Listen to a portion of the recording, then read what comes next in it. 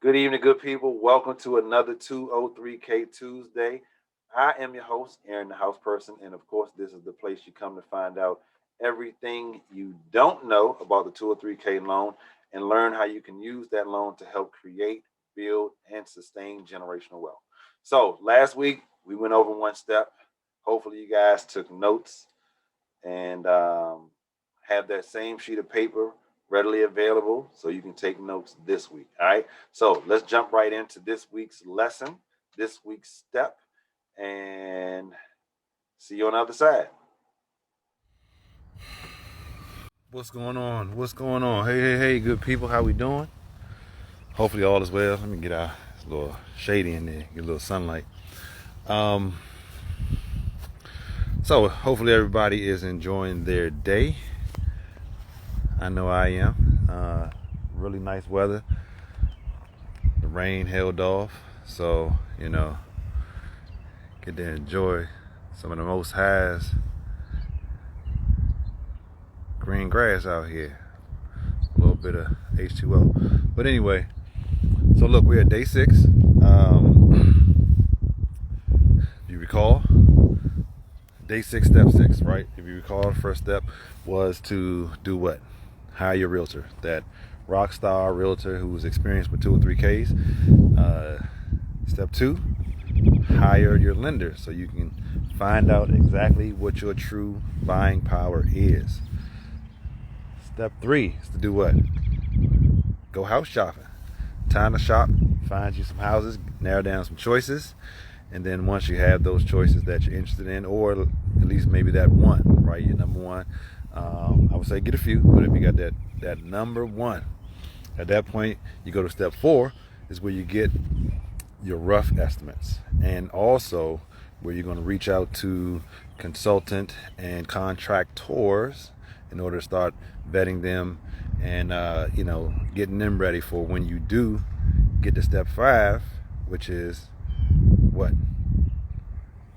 Anyone? Step 5 is when you go ahead and you make an offer, right? Get your offer out there and then get under contract, and that brings us to step 6. Congratulations, your offer has been accepted.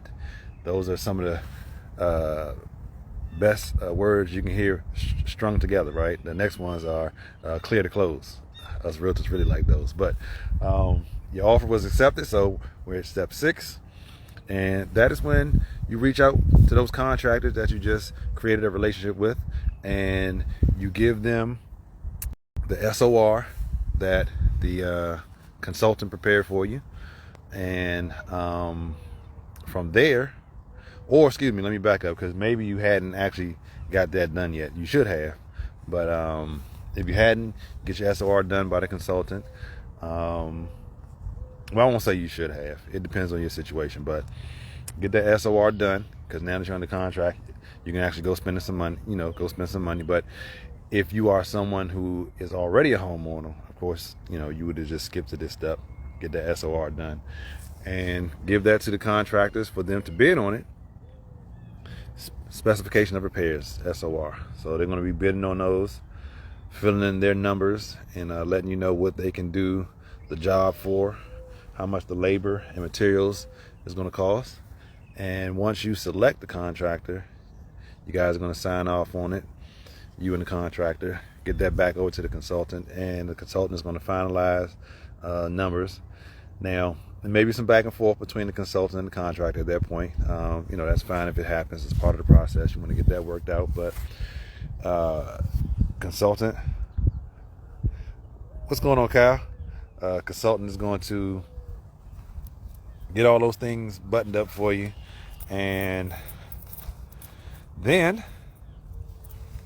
you guys are going to get it finalized, and you're going to get ready for step 7, which we will discuss tomorrow. So hopefully you guys are getting good information here.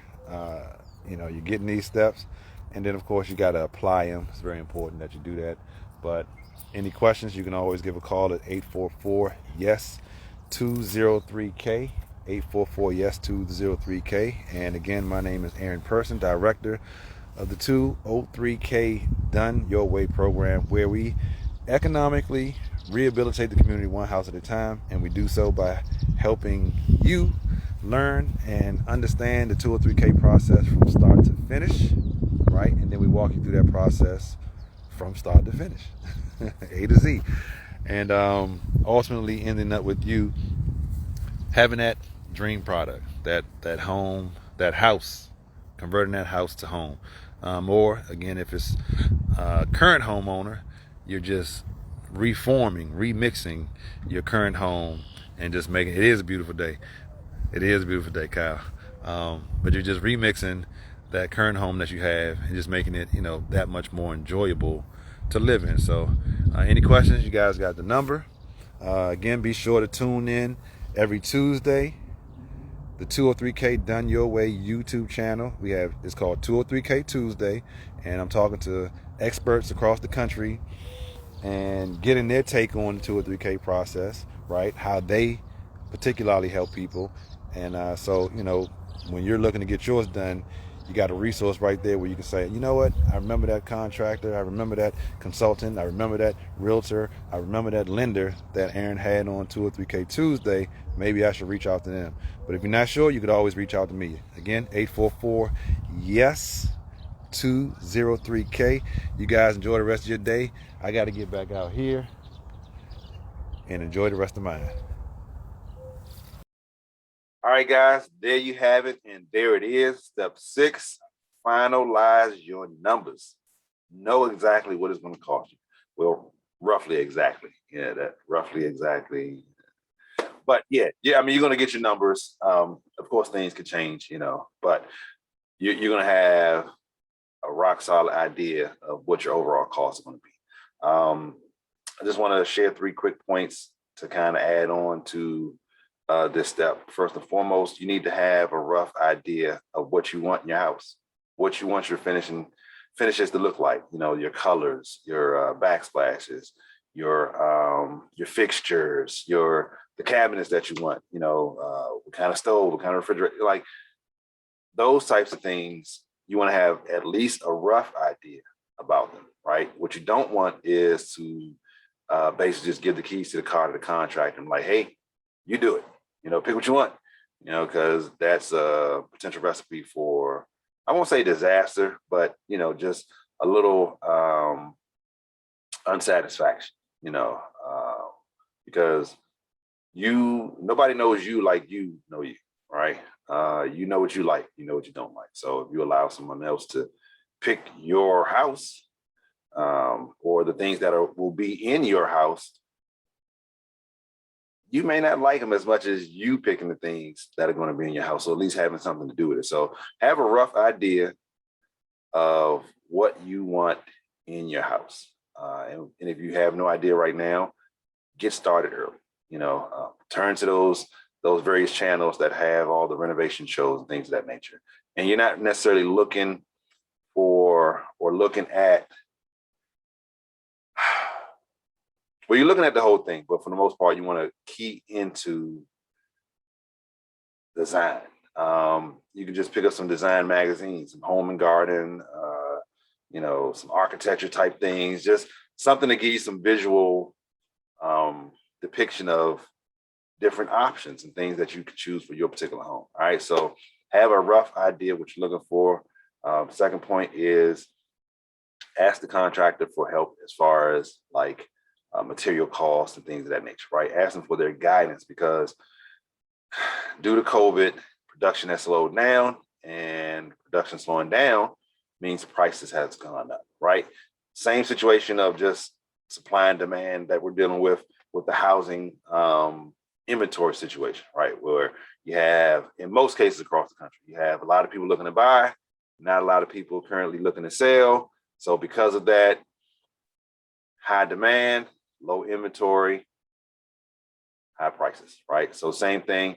You got people who still, builders are still building, renovators are still renovating. So we still need supplies, but it's a shortage because of lack of production or slower production. So, speak to your contractors, as far as the things that you've chosen that you want, and ask them like, hey, is this readily available? You think it's going to be any type of delay for me selecting this type of finish?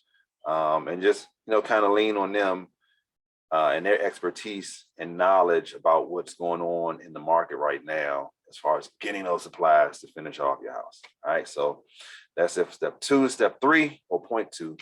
Point 3, temper your HGTV mind. What are you talking about? What does that mean, Aaron? What are you saying to me, Aaron? So some of you have been on a marathon of all the flip shows and all the renovation shows and all that good stuff, right? And not just on HGTV, but it's because it's on multiple networks. But you have allowed all those things to not only give you ideas, but maybe too many ideas. Like too many. Oh, I want this, I want that. You know what? I want this and that. And I want that and this too, right? Temper that HGTV renovation show mindset, because you may not actually narrow down your list and make your final selections because you just keep changing. Oh, I want this. You know what? Why don't we add this too? Ooh, instead of doing that, let's do this. So your project never gets started. Your budget is still changing. Just, ease up all the gas just a little bit, and have some type of nice balance in your selection process. So you don't want to be on, one far end of the spectrum where you don't know anything, you're not trying to pick anything, contractor, you pick everything, right? You don't want to be too far on the other end of the spectrum where it's like, oh, I want it all. I want it all, and I want it now, right? Now, don't get me wrong. I'm pretty sure you deserve it all, right? You deserve it. You deserve it. No, but you don't want to be too far. Be like in the equator, right? Come try to meet in the middle. Don't be north or south pole. Like, come on in the middle, right? Some type of balance. So between those things, I think you'll find that having that list, that SOR, having it very specific as much as possible, and having a hand in selecting those things, at the conclusion of it all, you'll be excited because, it's not just like, yeah, I got these finishes. Like, oh yeah, I went to such and such magazine and I saw this picture right here and it inspired me. And so I said, let me get this selection.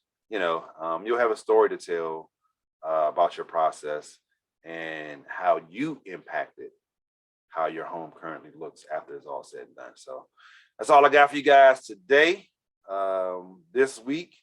So be sure to tune in next week for step 7, and I'll see you then. I don't know.